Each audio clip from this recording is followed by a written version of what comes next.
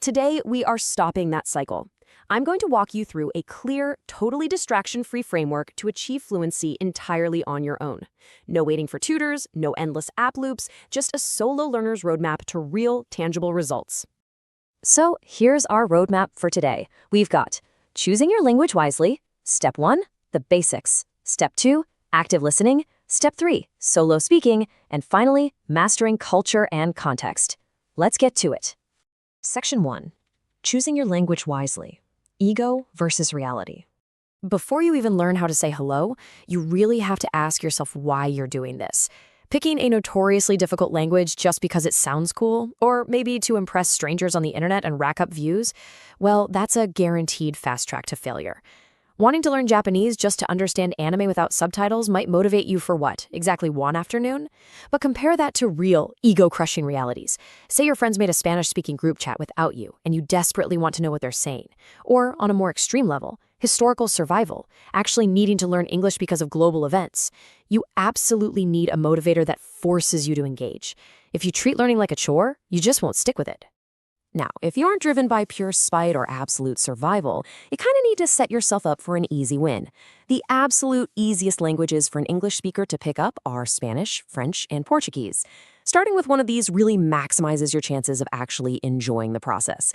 And, I'm sure it's probably just a massive weird coincidence that these also happen to be officially spoken by dozens of countries worldwide, making them incredibly useful, right?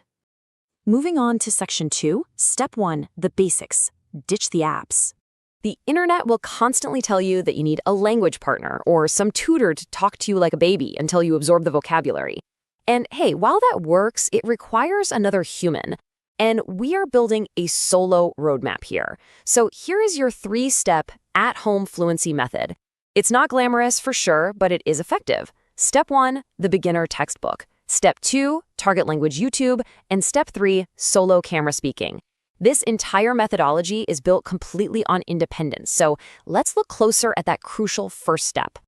Look, people constantly try to skip the basics by doing 1 or 2 digital app lessons and calling it a day. Do not do that. Find a standard beginner textbook for your target language that is absolutely packed with practice exercises. Now, it might take you a whole month of hard focus to finish it, but the progress you make from that single boring, unglamorous book is roughly equal to 2 entire years of casual swiping on Duolingo. Or honestly, about 12 years of standard language classes in an American school. The efficiency is actually shocking. And the best part, you don't even need to spend money. You can easily find PDF versions online by simply searching around for them. Or you could always just get them from the library. Or, as they say in France, la librairie, which is just incredibly fun to say. Seriously, try Googling it. All right, Section 3, Step 2, active listening. Context is king. Okay, once you have those textbook basics down, you put the book away. And actually, you don't even need to worry about speaking yet. First, you have to understand what the language actually sounds like when real people use it out in the world. And the magic number here is 30%. You're going to start watching YouTube videos in your target language. Are you going to understand everything? No, absolutely not. But if you can understand at least 30% of what is being said, you can use visual context clues to fill in the rest. Your brain will slowly pick up the language without you even realizing it.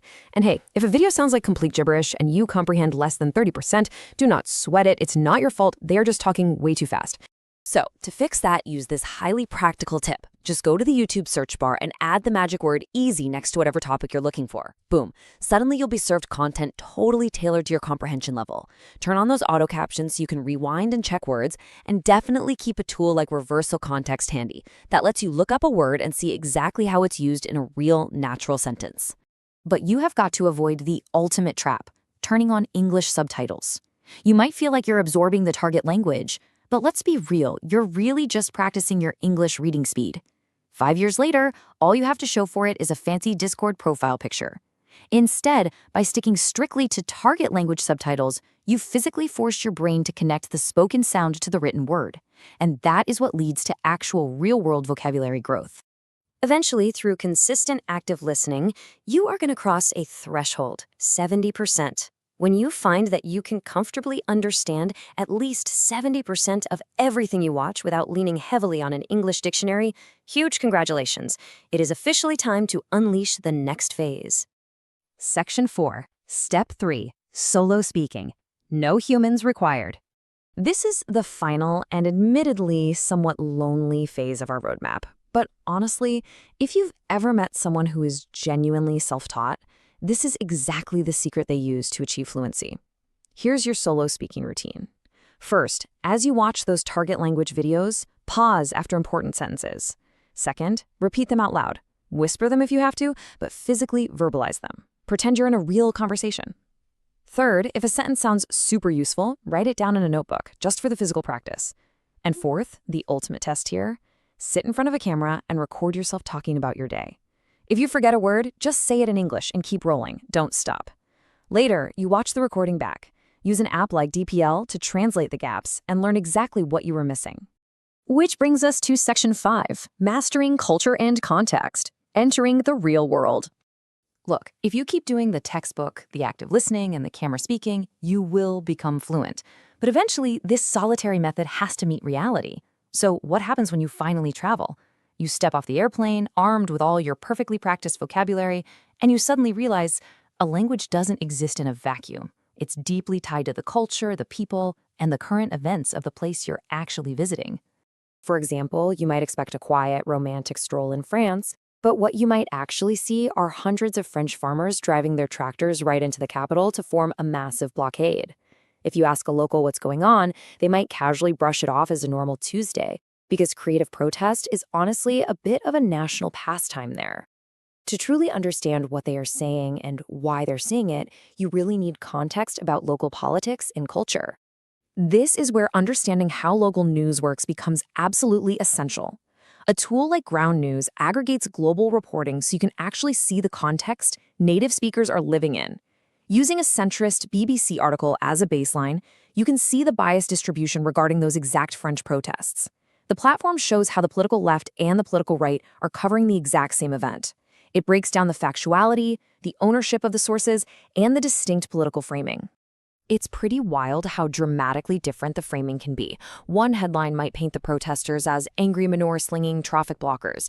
Meanwhile, another headline frames those exact same people as strong revolutionary heroes. Depending on who you speak to in that target country, their vocabulary, their tone, and their perspective will be heavily shaped by the media they consume. Knowing this is what keeps you from looking completely confused when you're chatting with locals. So, are you ready to step out of your solo routine and into a complex, foreign world? Learning a language on your own is easy, actually, if you just follow the right roadmap.